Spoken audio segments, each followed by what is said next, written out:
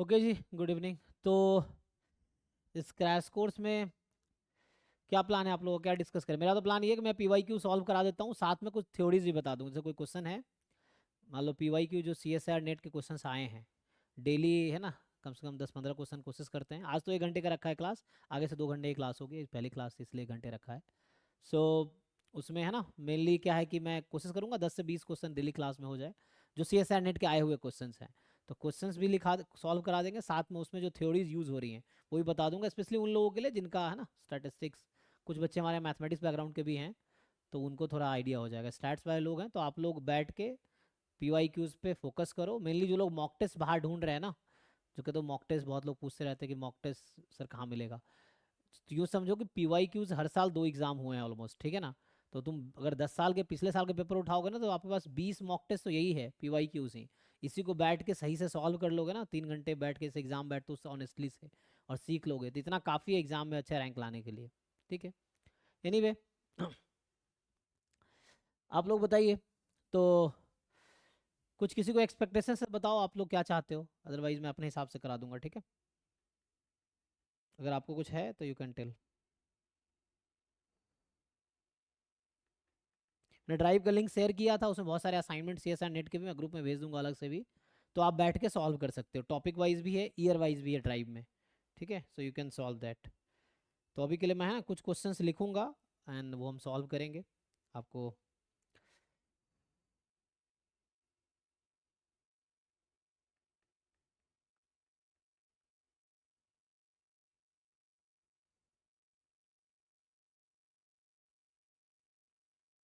और जो CSR net के पीवाई क्यू है वही लिखूंगा, है ना। कुछ क्वेश्चंस ट्राई करते हैं, फिर उसके पीछे की थ्योरी समझो।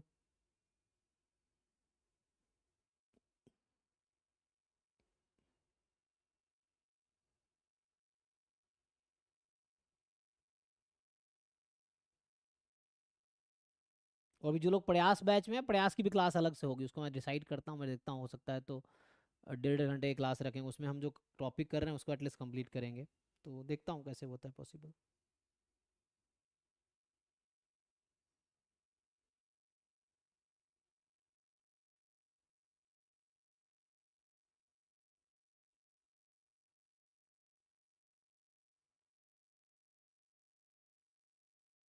सो बेसिक से स्टार्ट करें या एडवांस से ही? ये किसी एक ईयर का पेपर उठा के उसका सॉल्व कर ले, ये भी एक रास्ता है ना। सो अगर मैं देखूं,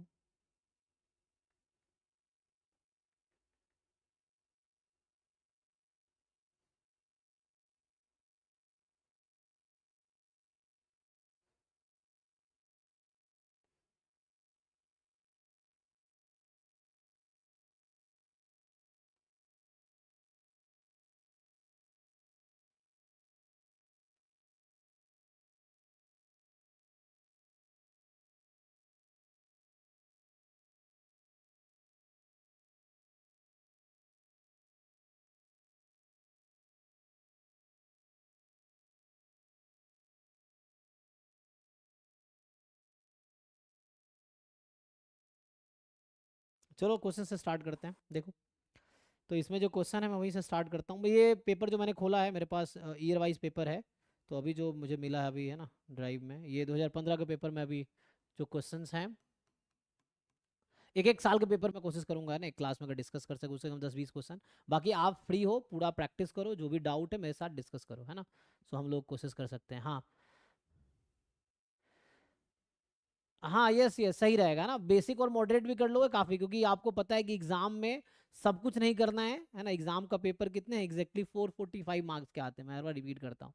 you don't have to do 100% syllabus, 100% this, yes, right, है ना। तो नेट के भी जो स्टैट्स के सारे क्वेश्चन जरूरत नहीं करते, क्योंकि आपको लीनियर, रियल और इधर ये कर सकते हो, समहाउ 200 अटेम्प्ट करने हैं, उसमें 30 एप्टीट्यूड है, 170 पूरा करना है। तो पीवाईक्यू देखो, तो आप सही कह रहे हो ना, इट विल बी बेटर कि वैसे क्वेश्चंस करो जो इजी या मॉडरेट हो। उससे क्या होगा कि वो क्वेश्चन एग्जाम में कर पाओगे। कोई भी पेपर इतना डिफिकल्ट नहीं होता कि उसमें इजी क्वेश्चन ना हो। अगर बहुत डिफिकल्ट पेपर है तब भी उसमें कुछ इजी क्वेश्चन मिलेंगे आपको, है ना, ये चीज़ है। एनीवे हम वैसे क्वेश्चंस लिखते हैं। तो अभी पेपर मेरे पास ये 2015 जून वाला, आई थिंक किसका है, जून 2015 का है, ठीक है। तो अभी देख सकते हो अगर आपके पास है तो मैं क्वेश्चन नंबर के साथ लिखूंगा मैं, so that you can match. और ये ए सीरीज का पेपर है मेरे पास, शायद आंसर की अगर मैच करना हो आपको तो। हाँ है ना, ए सीरीज वाला है। एबीसी में आता है ना, अगर आप वेबसाइट पे देखो, CSR नेट का वेबसाइट देख रहा था मैं, तो वहाँ उन्होंने पेपर अपलोड कर रखा है, 19 तक का ही है उनके पास, ABC सीरीज में है ना। तो ये ए सीरीज में है। तो इसके जो है मैं कुछ क्वेश्चन सॉल्व करता हूँ जो आए हैं ना।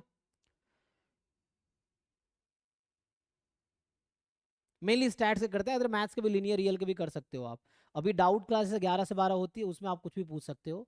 या अभी हम प्रयास की क्लास का मैं लिंक भेजूंगा आप लोगों को। प्रयास बैच अलग है, वो फुल सिलेबस बैच था, जो पिछले साल अगस्त में ही शुरू हुआ था, जो अभी तक चल रहा है, एग्जाम तक चलेगा। उसमें हम लोग सिलेबस भी, PYQ भी डिटेल डिस्कस कर रहे हैं, है ना। तो उसमें भी सिलेबस चल रहा है क्विंग थ्योरी का, जो ऑप्टिमाइजेशन या ऑपरेशन रिसर्च पार्ट है, वो चल रहा है। बाकी उसमें PYQ भी हम डिस्कस करते हैं। तो आ जाएगा, लिंक आ जाएगा, समझ धीरे धीरे। अभी कुछ जो नए बच्चे उनको थोड़ा सा भी सिस्टम समझने में 2-4 दिन लगेगा, फिर आपको समझ आएगा कैसे चल रहा है चीज़ें। ठीक है, ऐप पे बाकी रिकॉर्डेड लेक्चर्स हैं, यू कैन वॉच। बट सिर्फ लेक्चर देखने से एग्जाम नहीं निकलेगा, आपको क्वेश्चन सॉल्व करना है। क्वेश्चन नहीं सॉल्व हो रहा है तो सीखो कि क्या नहीं आ रहा है, देन एग्जाम निकलेगा। देखिए कुछ क्वेश्चन लिखता हूँ। सो जैसे यूनिट 4 है ना, इन्होंने जैसे क्वेश्चन नंबर 49 है इसी में, जरा इस पे आते हैं। तो ये कह रहा है कि 10 बॉल्स आर पुट इनटू, अच्छा मैं ओपन भी कर सकता हूँ यहाँ पे, नहीं अगर मैं डाउनलोड कर लूँ तो ठीक है, ऐसे लिख भी देता हूँ। ठीक है, देखो। सो बोल रहा है कि 10 balls are put into 6 slots. So 10 balls are put into, it's like है ना, 10 बॉल्स आर ड्रॉन इनटू ना 6 बॉक्सेस एट रैंडम, मैं ऐसा लिख देता हूँ, 6 बॉक्सेस एट रैंडम। तो आपसे पूछ रहा है कि देन द एक्सपेक्टेड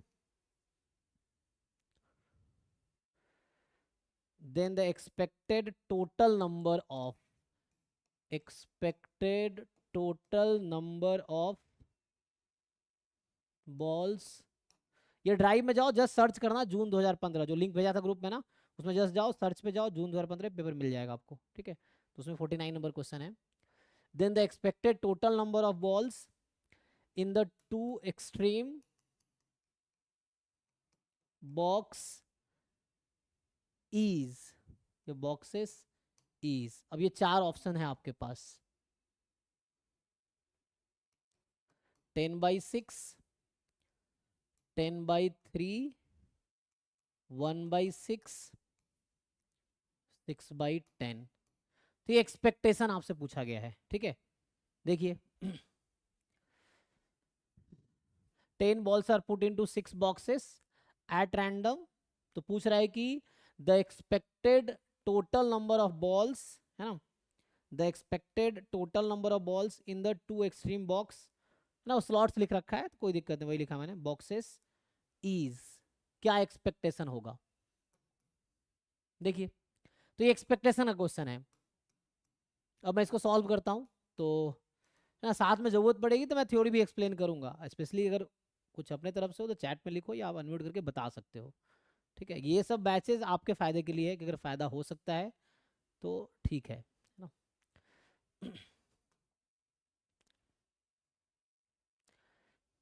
क्योंकि ज़्यादातर मैथ्स के बच्चे ही CSR नेट एग्जाम क्वालिफाई करते हैं, स्टैट्स के बच्चे का रेशियो बहुत कम है। ये वैसे ही है जैसे UPSC में इंग्लिश वाले ज़्यादा क्वालिफाई करते हैं, हिंदी वाले कम करते हैं, है ना। तो वैसे ही यहाँ पे भी है, उसकी बहुत सारे वजह हैं, वो आप जानते होंगे। तो क्योंकि मैथ्स का पोर्शन ज़्यादा है CSR नेट में, है ना, स्टैट्स का उतना नहीं है, जो है वो भी इतना आसान नहीं है कि आप कर पाओ।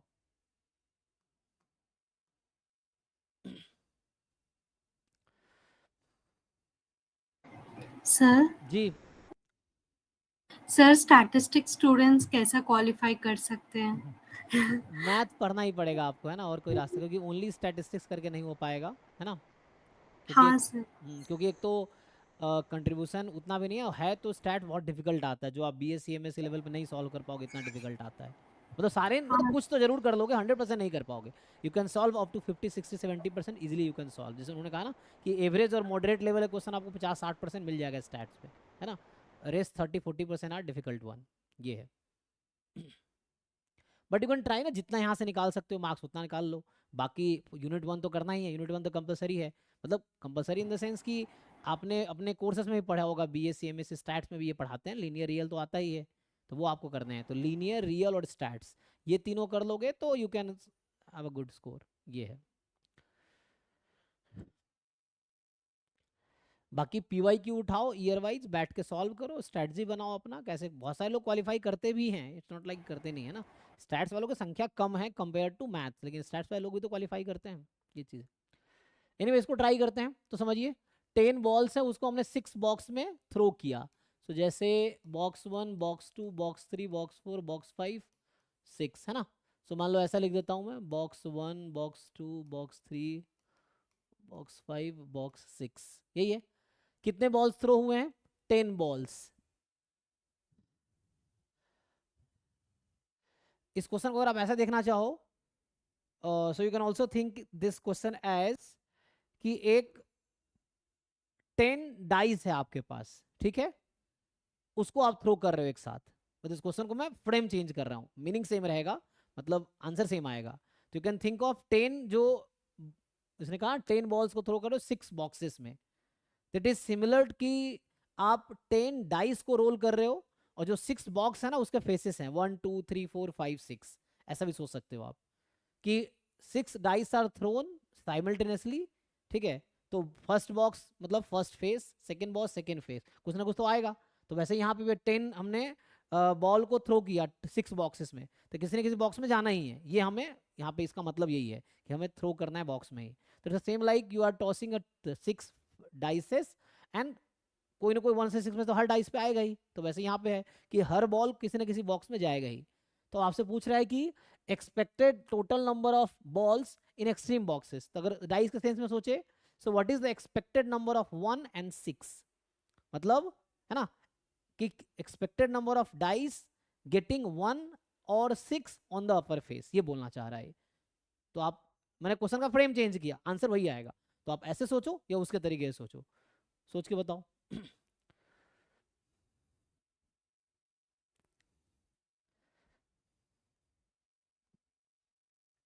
थोड़ा सा टाइम दो, सोचो।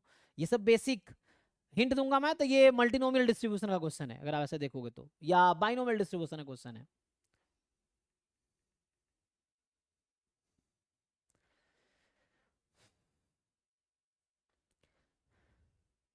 जैसे मैं ऐसे पूछूं, चलो एक बॉल को मैंने थ्रो किया, तो क्या चांस है वो फर्स्ट बॉक्स में जाएगा? या तो बस it will fall into first box और it will not fall, success failure. तो मान लो falling into first box is success and not falling is failure. तो एक बॉल को हमने थ्रो किया और मैं ये सोच रहा हूँ कि फर्स्ट बॉक्स में, या तो है ना it will fall into first box और नॉट। तो दो ही पॉसिबिलिटी, एक सक्सेस एक फेलियर। तो ऐसा समझो कि x1 is number of balls getting into box 1 and x6 is a number of balls, है ना, falling into या getting into, है ना, so falling into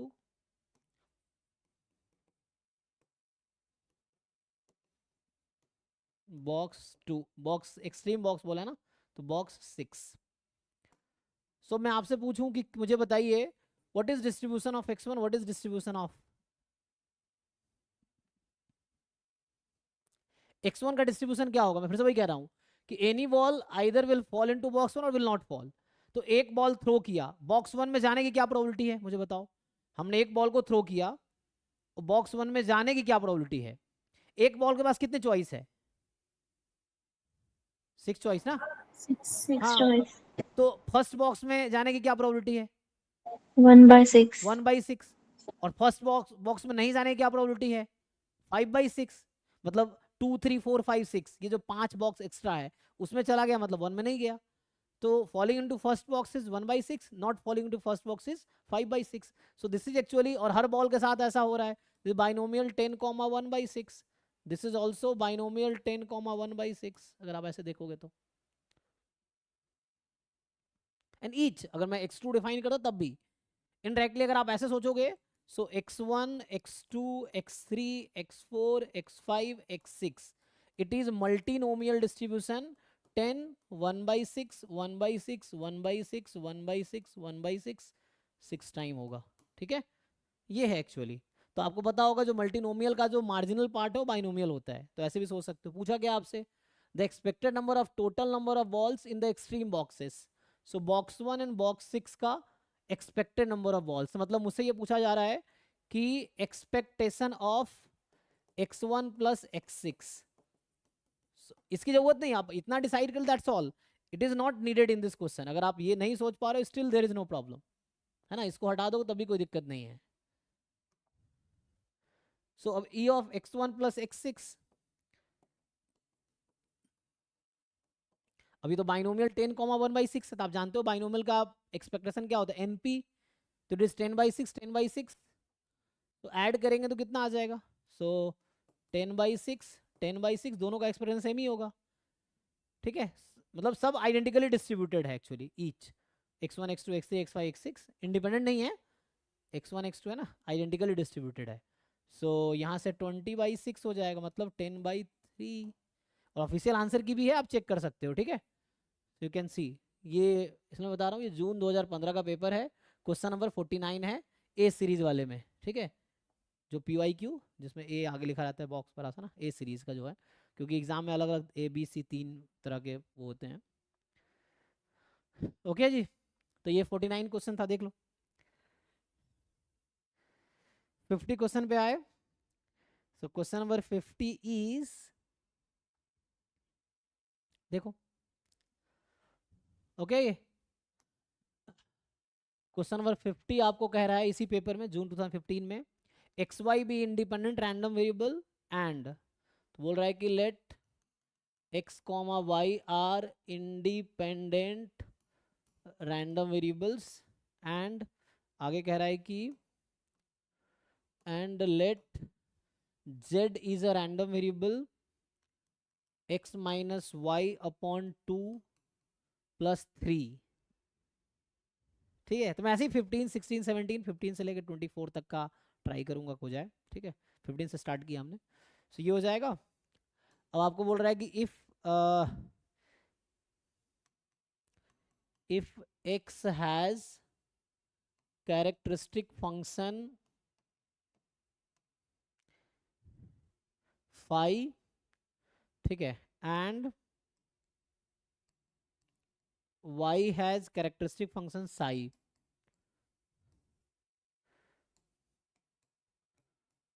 ये साई है, सो ठीक है ना, ये कुछ ऐसा समझो आप, तो ये है फाई, ये है साई, ऐसा बोल दो। तो आपसे पूछ रहा है then characteristic function of z क्या होगा, है ना, कैरेक्टरिस्टिक फंक्शन ऑफ जेड पूछ रहा है, मैं अपने हिसाब से लिख देता हूँ, characteristic function of Z is, अब 4 ऑप्शन है, तो वही आप निकाल लो, तो वही आंसर आ जाएगा। तो can you find, 4 different options दे रखा है, तो ऑप्शंस तो चलो देख लेंगे हम, कैन यू फाइंड दिस, ये आपसे पूछ रहा है। सो यहाँ पे जेड दे रखा है इसके टर्म में, they're asking you just definition based question है, अगर आपको कैरेक्टरिस्टिक फंक्शन का डेफिनेशन पता है तो लगाओगे तो आंसर आ जाएगा, करके देखो, आ जाएगा इजीली, ट्राई करने से ही होगा, ठीक है, कोशिश करके देखो भाई, फिर मैं सॉल्व करता हूँ तो आपको समझ आ जाएगा, मोस्टली आप लोग कर ही लेंगे क्योंकि डेफिनेशन बेस्ड क्वेश्चन है ये।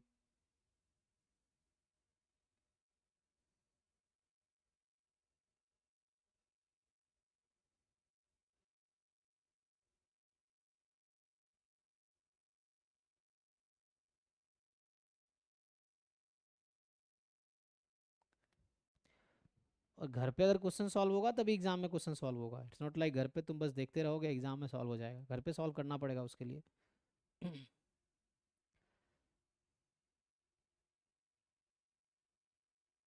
जस्ट अप्लाई डेफिनेशन,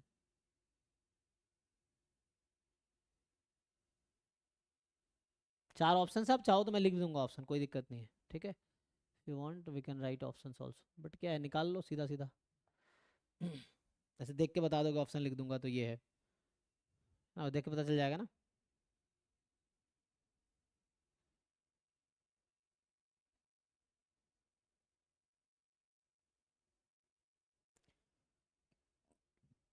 लिख दूं ऑप्शन, तो कुछ है इसमें सिंपल, हम लोग कैरेक्टरिस्टिक फंक्शन, तो चलो मैं कैरेक्टरिस्टिक अभी तत्काल सी से लिखता हूँ, ठीक है, सी जेड ऑफ टी ऐसा लिख देते हैं, टी के टर्म में, सी मतलब कैरेक्टरिस्टिक फंक्शन, तो यहाँ पे डेफिनेशन क्या है, Expectation of e power जी, है itx. ना, सो एक्सपेक्टेशन ऑफ ई की पावर आयोटा टी, यहाँ जेड लिखा हमने तो जेड के टर्म में लिखते हैं, ठीक है। तो ये हो गया जेड। अब जेड हम रख देते हैं तो यहाँ से आ जाएगा, ठीक है। तो एक्सपेक्टेशन ई की पावर आयोटा टी जेड की जगह हो जाएगा x/2 माइनस y/2 प्लस 3। इसको ब्रेक कर देते हैं। सो अब इसको हम लोग ब्रेक करेंगे, मतलब ये बहुत इजी सा क्वेश्चन है। ई की पावर आयोटा t/2x, ये है ना, ऐसा कर लेते हैं। तो इसको मतलब मल्टीप्लाई कर दे रहा हूँ। सो आयोटा t/2x इंटू ई की पावर माइनस आयोटा t/2y ई की पावर 3 आयोटा टी, है ना, या आयोटा 3t, ऐसा लिख लो, आयोटा 3t। कैलकुलेशन देख लो, है ना। सो बस हमने मल्टीप्लाई किया और पावर अलग अलग कर दिया। तो अब हमें बता रखा है ये तो कांस्टेंट है ना। So this can be taken out from expectation, ये तो कांस्टेंट है जस्ट, तो ये बाहर आ जाएगा। और बता रखा है एक्स और वाई इंडिपेंडेंट है, तो डेफिनेशन में पता है कि if x and y independent then expectation of g x into h y को अलग अलग कर सकते हैं, मतलब एक्स का फंक्शन वाई के फंक्शन को E of x y is equal to E x E y, है ना। तो same for the function of x and y. तो उस लॉजिक से क्या हो जाएगा, ये अलग अलग हो जाएगा, तो ये तो बाहर आ जाएगा। तो ई की पावर आयोटा 3t या 3 आयोटा टी, 3 आयोटा टी, फिर यहाँ पे हो जाएगा एक्सपेक्टेशन ऑफ ई की पावर आयोटा t/2x, यहाँ हो जाएगा ई की पावर, सो इसको ऐसे लिखता हूँ iota minus t/2 into Y, ऐसे ना। तो नाउ अभी उसमें बता रखा था हमें क्वेश्चन में कि ये जो क्वेश्चन है आप पढ़ेंगे, सो यहाँ पे ये तो e की पावर 3 आयोटा t ठीक है, और ये था this is the characteristic function of x, यहाँ x लिख रहा हूँ जस्ट समझाने के लिए, c मतलब कैरेक्टरिस्टिक फंक्शन, वेरिएबल t/2 होगा। Characteristic function of y variable minus t/2 होगा, है ना, यही है बस। सो यहाँ से कहने का मतलब ये हो गया कि e की पावर 3 आयोटा t, इसका जैसे मैंने कहा था फाई है, तो फाई ऑफ रख दो t/2, इसका कहा था साई है तो माइनस t/2। अब अगर मैं ऑप्शंस देखूं तो जो ऑप्शंस हैं हमारे पास, ये ग्रुप में कोई भेज दो पेपर, है ना, बाकी लोग देख सकते हैं, वो ड्राइव में है ऑलरेडी, आपके पास होगा भी, जून 2015 वाला, ठीक है। जस्ट ड्राइव में जाकर सर्च करो, मिल जाएगा। तो इसमें ऑप्शंस हैं कि आई थिंक 2 ऑप्शन है ना, हाँ, बाकी में तो बाकी तीनों ऑप्शन में ई की पावर माइनस आयोटा 3t लिख रखा है। ए सी डी में ई की पावर माइनस आयोटा 3t लिख रहा है, देख लो एक बार। अच्छा वहाँ आई थिंक मिस हुआ ना, चेक कर लो एक बारी, कहीं कैलकुलेशन मिस, मैं बोल रहा हूँ कैलकुलेशन मिस तो नहीं हुआ ना, वैसे ये देख लो, वो है ठीक है, कैलकुलेशन सही है ना आई थिंक, मतलब अगर बस केयरफुली देख लेना, क्योंकि माइनस प्लस का कई बार ना गलत हो जाता है यहाँ, ठीक है। तो 100.2 y/2 यहाँ प्लस माइनस करो नहीं हुआ ना, ठीक है। तो ऑप्शन के हिसाब से यही है। तो ऑप्शन 2 सही है जी इसके हिसाब से फिर, हाँ ठीक है, ऑप्शन 2 आ जाएगा। तो सिंपल ये क्वेश्चन है, इसमें 4 तरह के ऑप्शन हैं, तो जो बी ऑप्शन है वही आपका यही है। अगर मैं लिखता ए ऑप्शन जो इन्होंने लिखा है कि ई की power minus iota 3t phi of 2t psi of, ठीक है, phi of and psi of -2t, ऐसा लिख रखा है। ऐसे ही बाकी तीन में यही है, सिर्फ इसमें है ई की पावर आयोटा 3t, और ये है phi of t/2 psi of -t/2। C और डी ऑप्शन में यही कोइफिशिएंट है कि ई की पावर माइनस आयोटा 3t, ई की पावर माइनस आयोटा 3t, है ना। अगर आप देखोगे फाई, तो यहाँ इन्होंने फाई लगा रखा है t/2 यहाँ भी है, और यहाँ है साई t/2, और यहाँ इन्होंने लगा रखा है साई -t/2, इस तरह का, ठीक है। तो ये तो यही वाला पावर बता रहा है कि ये आ जाएगा, मतलब इसमें कैलकुलेशन करना नहीं था, मेनली जो बिगिनर्स उनके लिए कर रहा हूँ, वरना देख के आप बता दोगे आंसर, ठीक है। ओके जी, नेक्स्ट क्वेश्चन जो है देखो, सो नेक्स्ट है 51 देखते हैं। 51 कह रहा है कि suppose xn and x are random variables, so suppose xn comma x are random variables such that, है ना, ये कह रहा है such that कि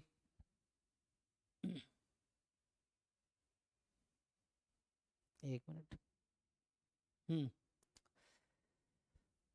such that xn converges in distribution to x and -1 की power n xn also converges in distribution to x। ठीक है, तो xn n two random variable है, xn converges in distribution to x और साथ में -1 की power n xn also converges in distribution to x।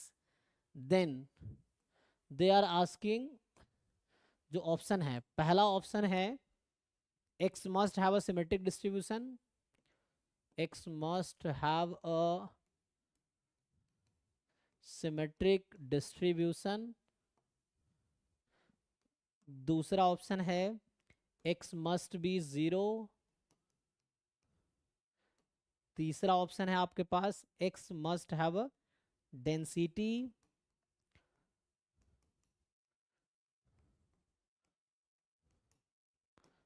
And चौथा ऑप्शन है x square must be constant.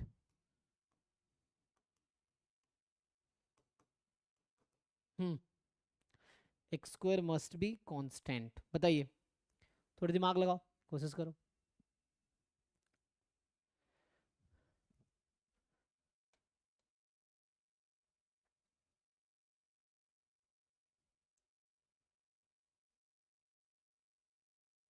ऐसे एग्जाम में भी क्वेश्चन अपीयर होगा ना, इट्स नॉट लाइक कि आप, तो आपको वहां भी सोचना पड़ेगा, सोच के आंसर निकालना है जैसे अभी निकालोगे।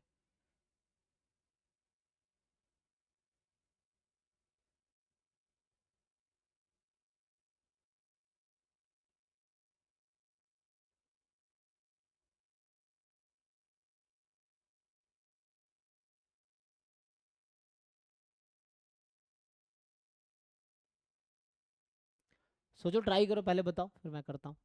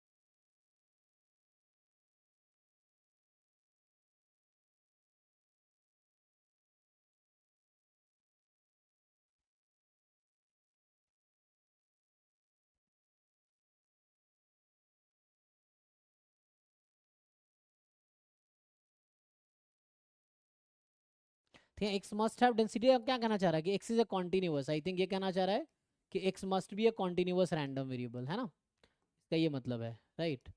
X must be continuous random variable, ऐसा कहना चाह रहा है ना। डेंसिटी का मतलब वही है कि x must be continuous random variable. कुछ आइडिया लगा किसी का? कुछ तो डिसाइड करो, आसान तो है, मतलब जस्ट कन्वर्जेंस इन डिस्ट्रीब्यूशन की प्रॉपर्टी लगानी है आपको। तो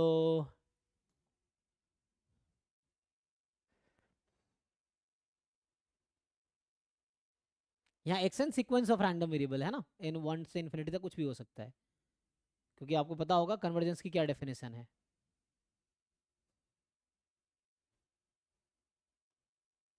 जैसे ये पता है ना, इसका क्या मतलब है कि x N converges in distribution to x, इसका क्या डेफिनेशन है? Limit n tends to infinity F of x n at t, या एक्स ले सकते हो, is equal to F x at t, है ना, for all t where this function is continuous.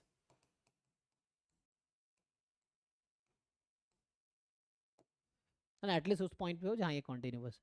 ये डेफिनेशन लिख रहा हूँ मैं, तो ये इस वाले चीज़ का वो डेफिनेशन है। तो कहने का मतलब इसका सी डी एफ और इसका सी डी एफ सेम होगा n टेंस टू इन्फिनिटी पे, यही कहना चाह रहा है ना।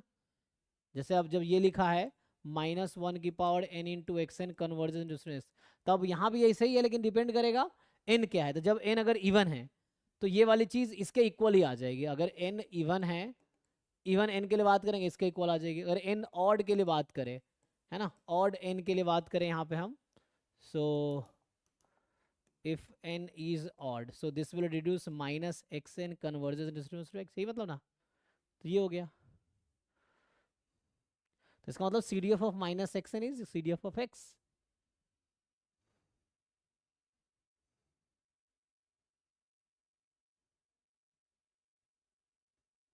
सो मतलब अब समझो two conditions you have one this condition, you have this condition, there are two conditions. तो क्या इंप्लाई करेगा ये?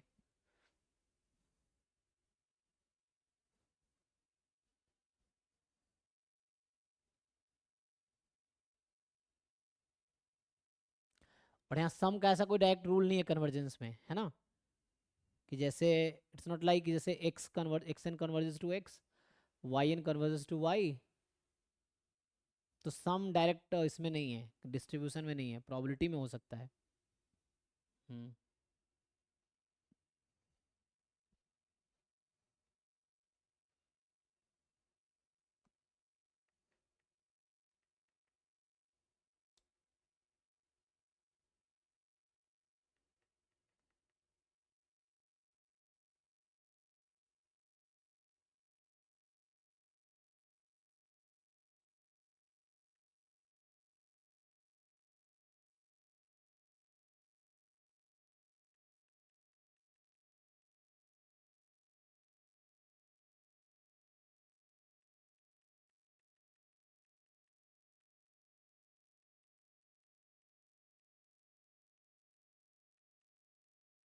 जिन लोगों को थ्योरी ठीक से नहीं आता है ना, ऑलरेडी रिकॉर्डेड लेक्चर है, so you can watch there, उससे क्या है थोड़ा थ्योरीज ठीक हो जाएंगी।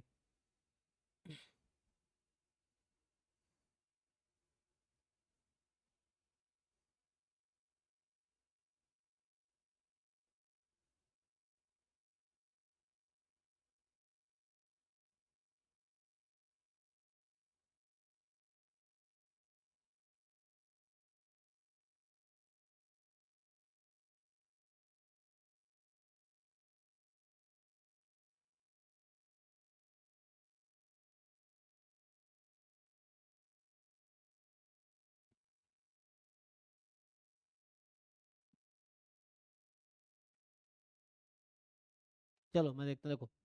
तो इसमें क्या है कि जैसे इसमें कहना ही चाहता हूँ कि एक थ्योरम है, like suppose X N converges to x, Y N converges to Y, then you can not say X N plus Y N converges to X plus Y, है ना, ऐसा यहाँ पे नहीं होगा। So you can not apply that theorem, वरना होता तो इन दोनों को ऐड कर देते, तो ऐसा हो जाता zero converges to x, x zero हो जाता, तो ऑप्शन सी हो जाता, लेकिन वैसा यहाँ होता नहीं है, ठीक है। तो यहाँ होगा क्या, यहाँ कहना ये चाह रहा है कि x n also converges to x and minus x n also converges, इससे इम्प्लाई ये होता है कि x and minus x are identically distributed, है ना। ये इसको इंप्लाई कर रहा है कि x and minus x identically distributed होगा। ये कर सकते हो, कांस्टेंट से मल्टीप्लाई करोगे, यहाँ से क्या आएगा, minus x N converges in distribution to minus x, ऐसा हो जाएगा, ठीक है। कांस्टेंट चलेगा, है ना। क्या था वो कौन सा थ्योरम है ये, इसको क्या बोलते हैं,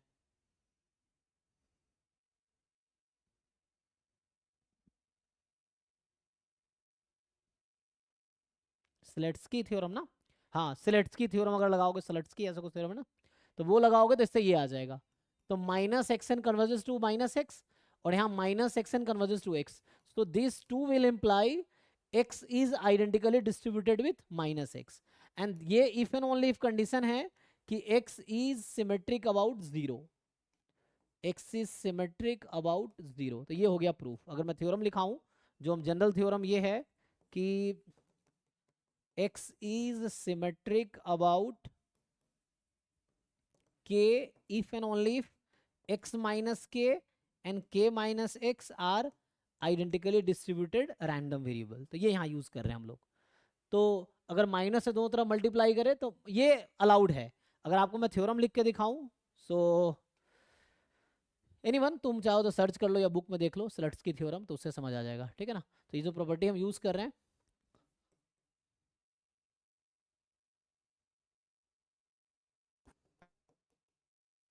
ये एक बार थ्योरम देख लो, आपको ये आइडिया लग जाएगा क्या है। किसी बुक में कुछ ने वीके रोहतगी, कैसेला बर्गर, इन सब में ये थ्योरम मिल जाएगा आपको, स्लट्स की थ्योरम क्या है, ठीक है ना। तो ये कहता है एक्चुअली, इसका अगर स्टेटमेंट लिखूँ मैं तो वर्ड टू वर्ड अगर लिखना चाहोगे सो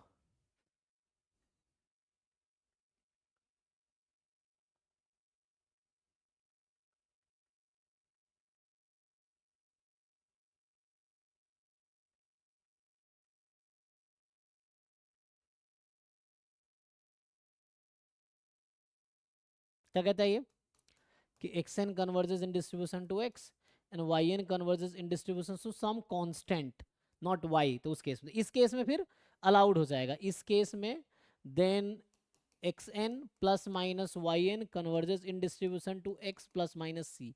अगर ये वाई होता then this theorem will not work, ठीक है। फिर ऐसे ही X N into Y N will converge in distribution to X into C या C into X, X N upon Y N will converge in distribution to X upon C, ऐसा हो जाएगा। तो ये हमने यहाँ यूज़ किया, ऊपर देख लो। तुम जाओ तो बुक में पढ़ लेना स्लट्स की थ्योरम का स्टेटमेंट, ये properties of convergence in distribution को बताता है, ठीक है। तो ये इसका आंसर क्या होगा, तो इसके अकॉर्डिंग इसका सिर्फ ए ट्रू होगा। एक्स जरूरी नहीं जीरो ही हो, एक्स कुछ और भी हो सकता है जो जीरो के अबाउट सिमेट्रिक हो। X must have density, X continuous ही होगा ये भी गारंटी नहीं है ना। एक्स जीरो भी हो सकता है, ये मस्ट बोला यहाँ गलत हो गया है ना, मे भी जीरो होता ये भी ट्रू हो जाता। मे बी जीरो फंक्शन है, जीरो फंक्शन जो है मतलब उस तरह से कुछ डिजेनरेट एट जीरो टाइप का कहने का ये मतलब है, ठीक है। And x square must be a constant, मतलब ये कहना चाह रहा है कि 2 पॉइंट डिस्ट्रीब्यूशन होगा, ऐसा एक्स स्क्वायर कोई डिजेनरेट रैंडम वेरिएबल होगा, तो एक्स को तो डिस्क्रीट जरूरी नहीं ना ऐसा हो, ठीक है। तो इसलिए ए ही सही होगा सिर्फ। नेक्स्ट क्वेश्चन देखते हैं। तो ओके है जी, चलो नेक्स्ट पे आते हैं। क्वेश्चन नंबर देखो नेक्स्ट जो है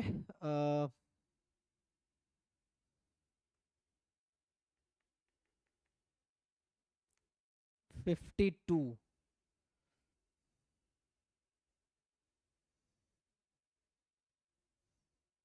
ये जस्ट एक थ्योरम है, मतलब 52 नंबर क्वेश्चन जो है अगर आप देखोगे तो 52 क्वेश्चन सेज कि N t t more than equal to 0 is a Poisson process, it's a Poisson process with rate lambda, ठीक है, जो कि पॉजिटिव है, ओके। तो with rate lambda which is positive, और आगे बोल रहा है आपसे कि let x N is n of n, ठीक है। तो एन टी है ना, टी को एन कर दिया, तो x N is n of n, जहां पे एन की वैल्यू है 0 1 2 dot dot dot, which of the following is correct.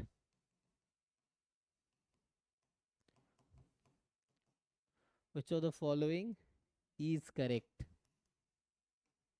ठीक। अब ए आपको बोल रहा है इसमें कि x N is a transient Markov chain, x N is a transient Markov chain. B कह रहा है x N is a recurrent Markov chain, is a recurrent Markov chain but, आगे बट भी लगाया है, no station has no stationary distribution, has no stationary distribution. C कह रहा है आपसे X N has a stationary distribution,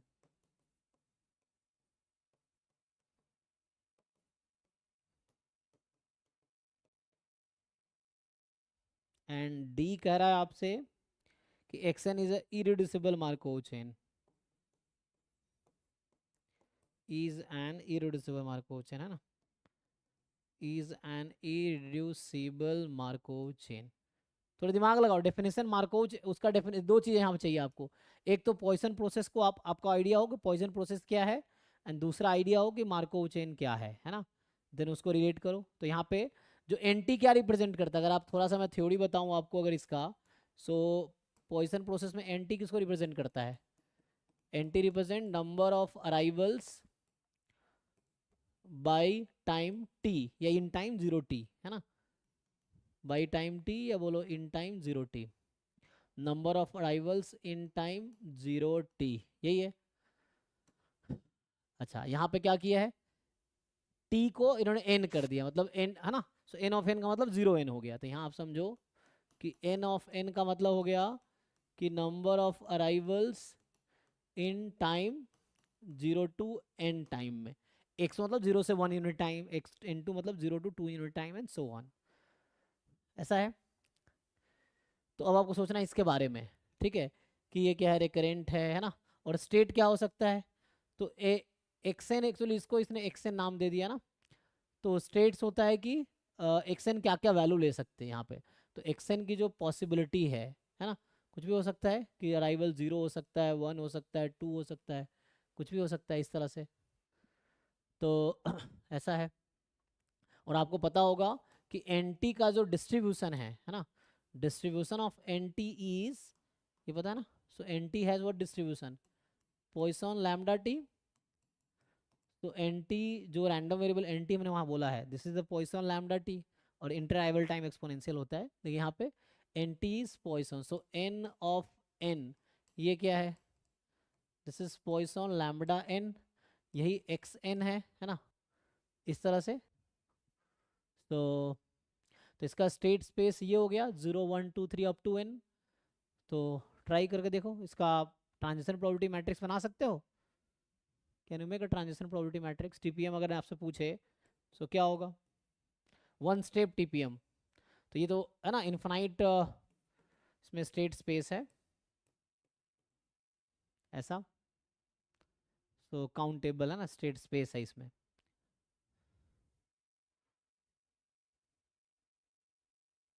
तो initially 0 है, और नेक्स्ट स्टेप में मतलब वन स्टेप में क्या हो जाएगा, एक्स नॉट से x1 में, वन स्टेप में मतलब 1 यूनिट टाइम में है। तो वन स्टेप का मतलब यहाँ पे है कि 1 यूनिट टाइम में, है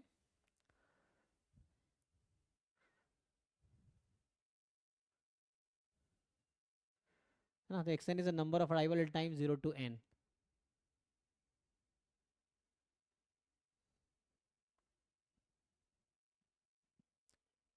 है ना, 0 से 0 होने की प्रोबेबिलिटी, फिर 0 से 1 होने की, 0 से 2 होने की, एंड सो ऑन, ऐसा है। सोचो जी, बताओ।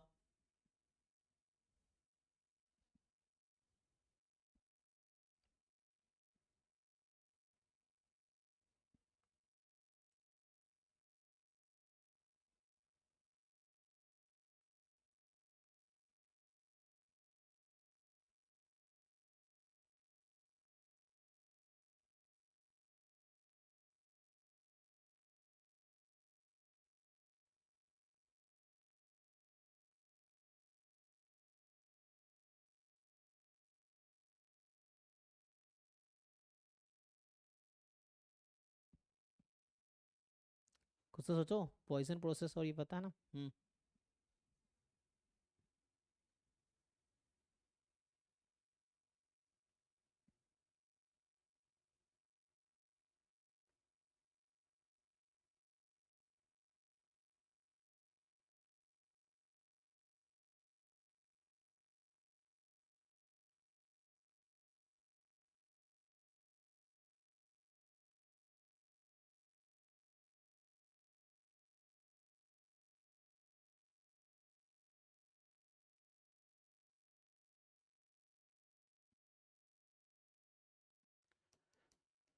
X N plus one minus x N plus one क्या रिप्रेजेंट कर रहा है, कि number of arrival between 0 to n plus 1 time, और एक्स एन क्या रिप्रेजेंट कर रहा है, number of arrival in time 0 to n। तो घटा दोगे तो मतलब n to n plus 1 है ना, कितने कस्टमर आया n to n plus 1 में, तो इसका डिस्ट्रीब्यूशन कितना होगा, तो टाइम स्टार्ट होगा n से n plus 1, मतलब 1 यूनिट टाइम। एक्सपोनेंट। हाँ लेकिन ये टाइम नहीं है, दिस ये नंबर ऑफ अराइवल, सो ये रिप्रेजेंट करेगा, this is actually n of n plus 1 minus n of n, this will represent what, nt क्या रिप्रेजेंट कर, नंबर ऑफ अराइवल ना, so this will represent what, this will represent number of arrival in time, number of arrivals in time n to n plus 1, ये represent करेगा n to n plus 1 में कितने customer आया, 1 unit, time में, है ना, 1 minute time का difference हो रहा है ना, ऐसा है। और इंटर अराइवल टाइम है कि time between first and second customer exponential lambda, time between second and third customer exponential lambda, है ना, time of arrival of first customer is exponential lambda, ये है।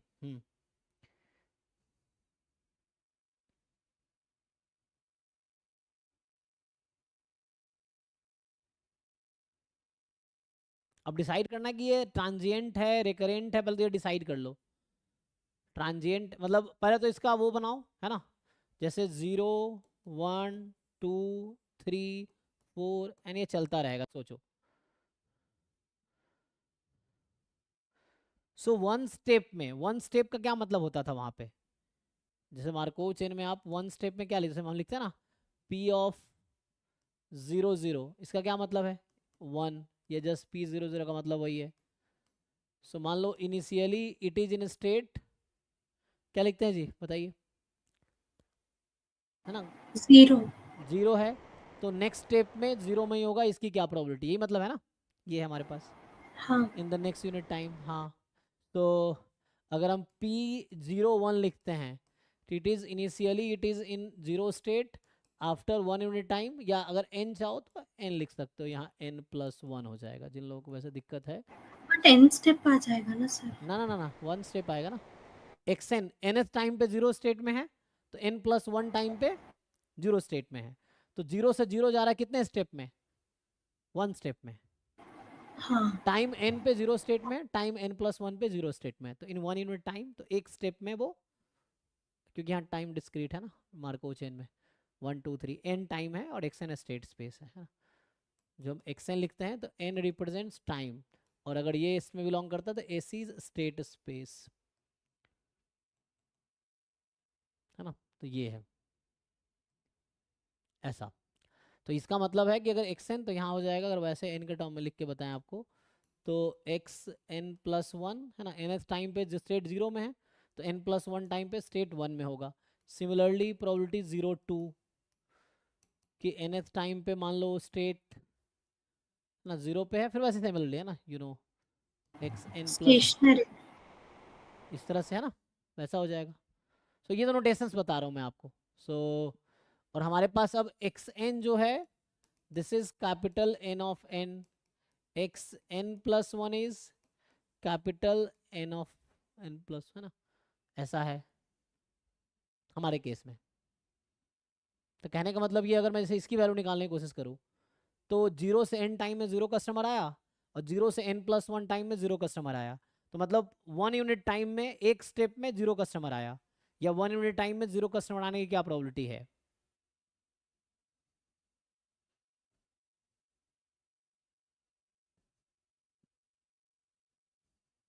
थोड़ा सोचिए, दिमाग लगाइए, है ना, ट्राई ट्रिपियम बनाने की कोशिश करो, ट्रांजिशन प्रोबेबिलिटी मैट्रिक्स बना लो या फिर ट्रांजिशन डायग्राम बना लो, कोई एक बना लोगे काम हो जाएगा, लेकिन कोशिश करो तभी होगा।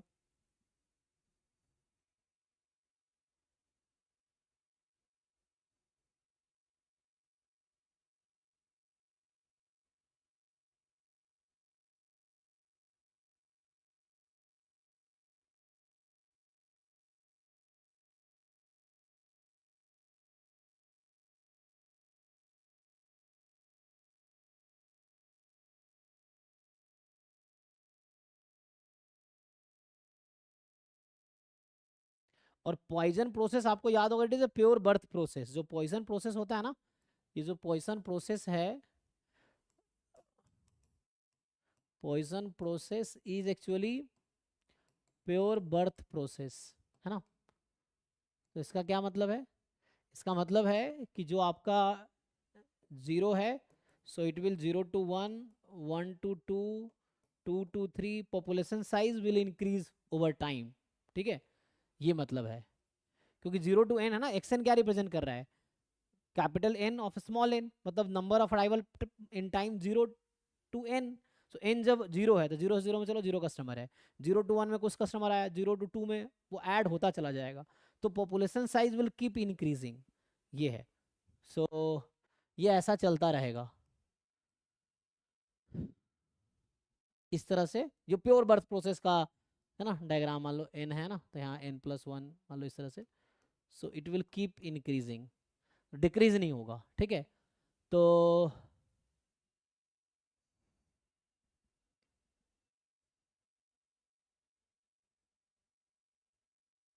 क्या ईच स्टेट कम्युनिकेटिंग होगा?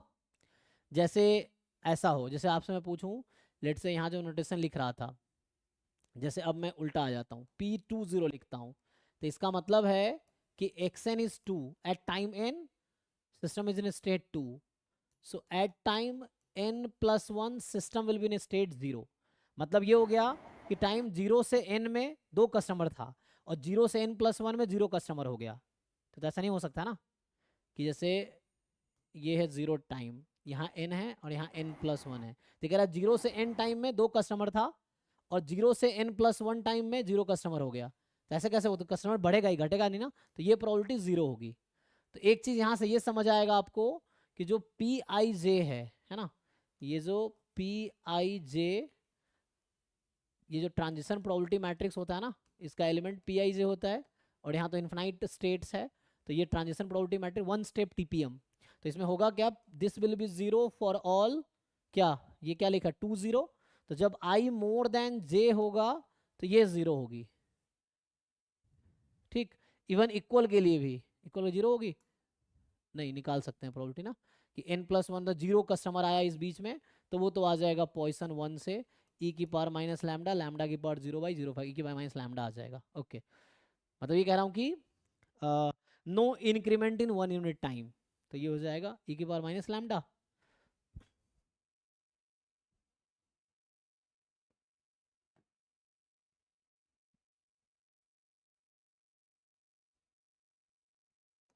डिसाइड करो भाई, इतना हिंट दे दिया मैंने। तो कहने का मतलब ये है यहाँ पे कि पी आई जे 0 होगा आई मोर देन जे, सो आई मोर देन 2 0, तो ये जो डायगनल्स हैं, डायगनल्स के नीचे वाले सब 0 होंगे यहाँ पे, ये कहने का मतलब है, ये है ना 2 0, हाँ 2 0 है ना 2 1, तो डायगनल्स के नीचे वाले एलिमेंट्स इस टीपीएम में 0 ही होगा। अब सोचो,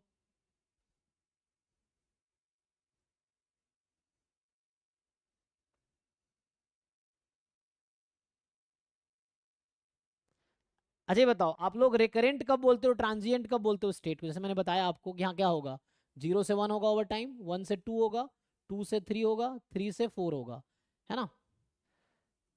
सो ऐसा States चलेगा। are not relevant, sir. सो ये कम्युनिकेटिंग स्टेट तो है नहीं। इरेड्यूसिबल क्या होता है, even E state are communicating with each other, 1 से 2 भी जा सकते, 2 से 1 भी आ सकते, बट 2 से 1 आप नहीं आ सकते। क्यों नहीं आ सकते, यहाँ प्रोबेबिलिटी 0 हमने बताया, ऐसा ऐसा इसीलिए होगा because of this logic it is 0। सो 2 से 1 नहीं आ सकते, मतलब 2 is accessible from 1 but 1 is not accessible from 2, तो कम्युनिकेटिंग तो है नहीं, तो ये रिड्यूसिबल मार्कोव चेन हो गया पहली बात, दिस इज रिड्यूसिबल। सो तो ये इरिड्यूसिबल वाला था पार्ट खत्म हो जाएगा। और रिकरेंट में क्या होता है, once you leave the state you will come back again, but once you leave the state you will not come back. तो एक तो रिकरेंट वाला आउट हो जाएगा और एक इरिड्यूसिबल वाला आउट हो जाएगा, तो अब बचेगा ए और सी।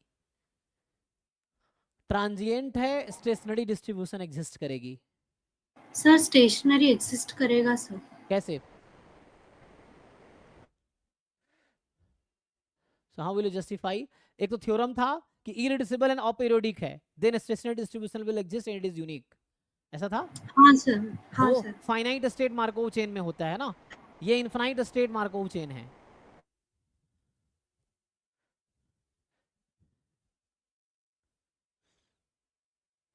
एक्चुअली होगा क्या ना, all will actually at when you take n tends to infinity ना, limiting probability will move to the infinity, मतलब I mean the last state. So limiting probability at 0 will be 0, 1 will be 0, 2 will be 0 like 0, so stationary distribution will not exist here. Actually ये finite state Markov chain नहीं है, it is the infinite state Markov chain, it will behave differently than the finite state Markov chain, ठीक है। और अच्छा छोड़ो, state transient है कि नहीं है क्वेश्चन, बस इतना, ये मार्कोव चेन तो है, ई स्टेट आर ट्रांजिएंट और नॉट ट्रांजिएंट स्टेट क्या होता है, once you leave it is the You will not go it is back. possible that you will not come back, there is a way that you will not come back to the same state, so yes it is, I think यही होगा, you cannot guarantee of stationary distribution, it may not exist.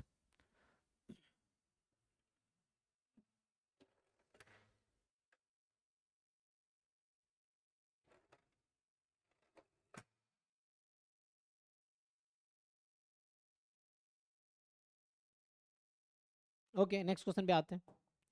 तो एक और देख लेते हैं ना। तो यहाँ पे इधर 2 आवर्स की क्लास होगी तो कुछ क्वेश्चंस हम कर पाएंगे, then you can try further. Exam आपको निकालना है तो you solve as many questions as you can.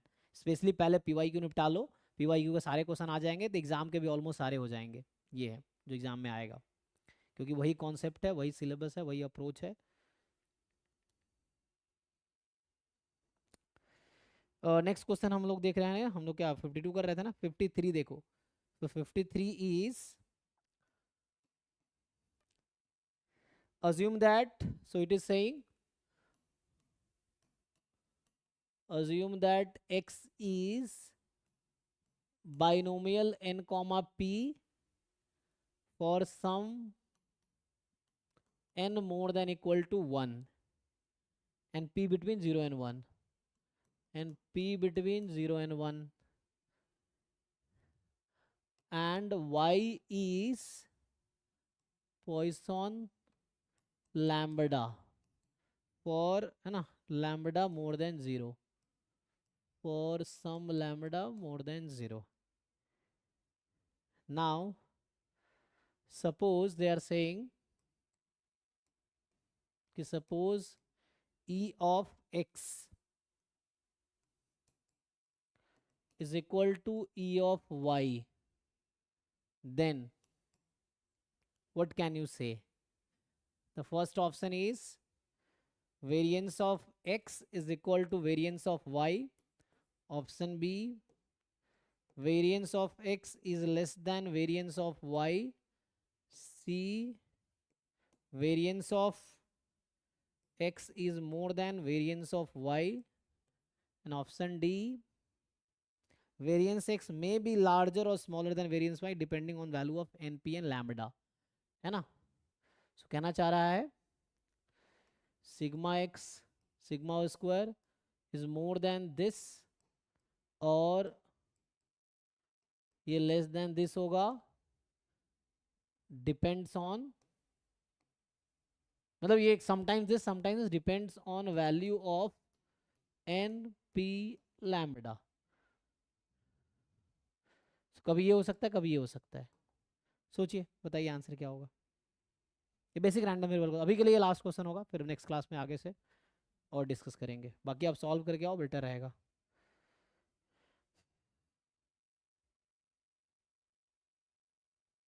Less than. You can take few example to discard option, है ना। कुछ एग्जाम्पल ही बना सकते हो जहाँ पे ऑप्शन डिस्कार्ट हो जाए, मीन इक्वल हो जाए, लेकिन देखो वेरिएंस है ना, तो यू कैन ना टेक काउंटर एग्जाम्पल। ये चीज़ है। लेस देन तो आपको लग रहा है कि ऑप्शन क्या है, बी सही है। ओके, बाकी लोग देखो जी।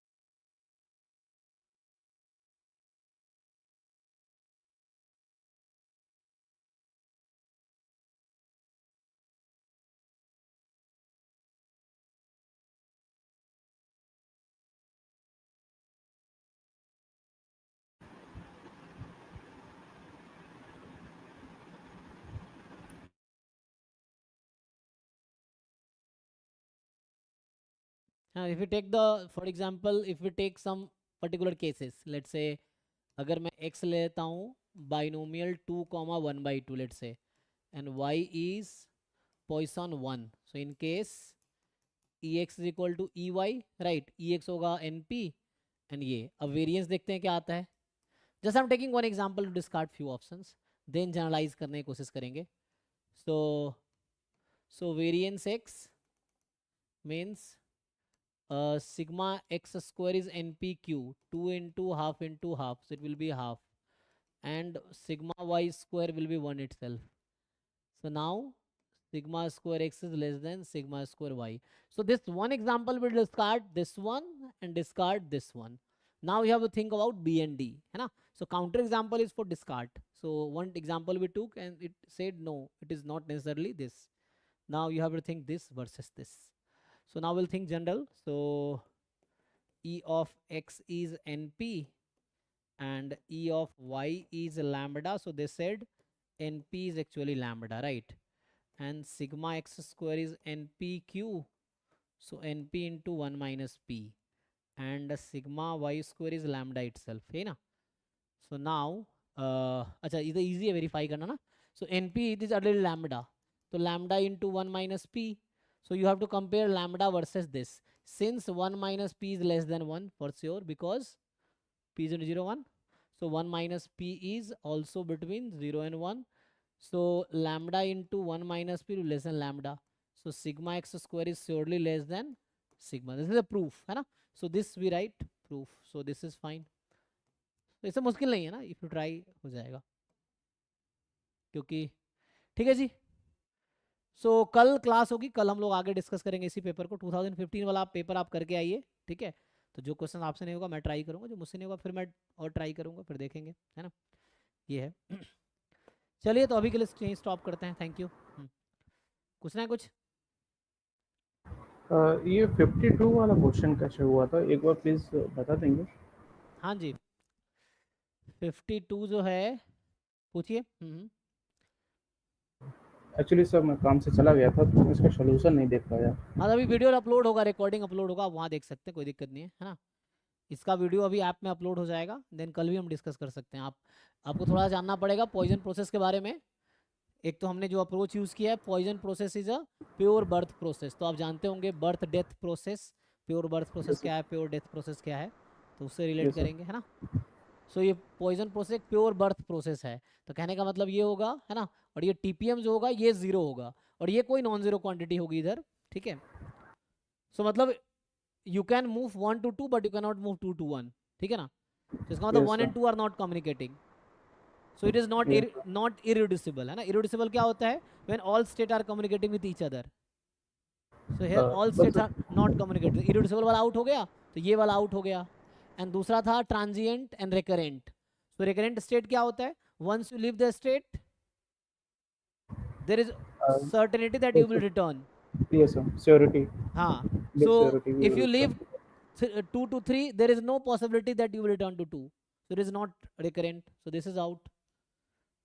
Now transient, you check is state a transient or not. Transient is what? Once you leave the state, there is a possibility that you will not return. Yes. For each state it is happening. That's why. So each state is a transient state. So Markov chain is transient actually. And so you can. That means okay, so the concept of inter-arrival time or the arrival time, it's none of use here, right? We are using only Poisson process. Yes. We are not using arrival time or inter-arrival time. हाँ. Okay. Actually sir some books में ये दिया होता है कि action को कभी-कभी inter arrival से डिपेंड करता है, कभी-कभी अराइवल से डिपेंड करते हैं. तो वो हम बड़ा कंफ्यूजिंग है, मतलब आपने कैसे डिसाइड किया था? मैं वही स्टार्टिंग में देख रहा था. क्वेश्चन में लिखा है, आपको क्वेश्चन ठीक से पढ़ना पड़ेगा. जब पॉइजन प्रोसेस पढ़ते हैं तो वहाँ पे x1 होता है arrival time of first customer, x2 arrival time between first and second customer. तो वहाँ पे x1 x2 xn एक्सपोनेंशियल है. यहाँ पे आपको समझना है कि xn एक मार्कोव चेन है जो n ऑफ n को रिप्रेजेंट कर रहा है, और इसका मतलब है कि number of arrival in time 0 to n. तो यहाँ xn एक डिस्क्रीट रैंडम वेरिएबल है एक्चुअली. और वो जो पॉइजन प्रोसेस में xn लेते हैं वो IID एक्सपोनेंशियल लैम्डा होता है. सो नोटेशन अज्यूम नहीं करना, आपको नोटेशन वही लेना है जो क्वेश्चन में गिवन है एक्चुअली, तो वो आपको देखना होगा. ठीक है ना? तो बाकी सॉल्व करके आइए, कल आगे कंटिन्यू करते हैं. Thank you.